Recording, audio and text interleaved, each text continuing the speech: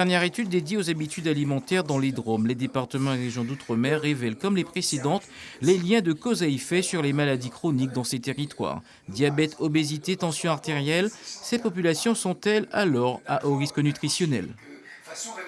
C'est dans le monde entier qu'on mange pas bien.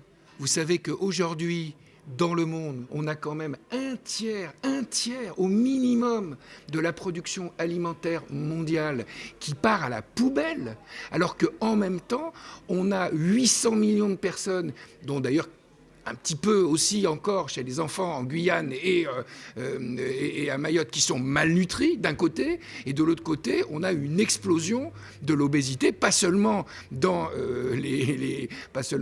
les Drômes, mais au plan mondial. Le contexte socio-économique est l'une des causes de cette mauvaise alimentation dans les Drômes.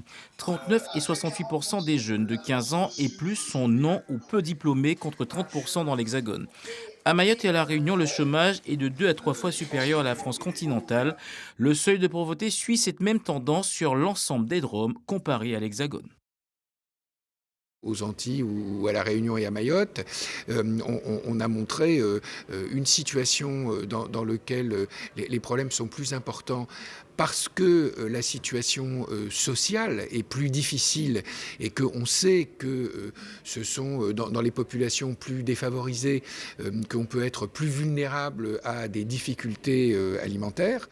N'oublions pas la dépendance à l'importation et l'expansion des fast-foods sont des facteurs aggravants des mauvaises pratiques alimentaires dans les Drômes.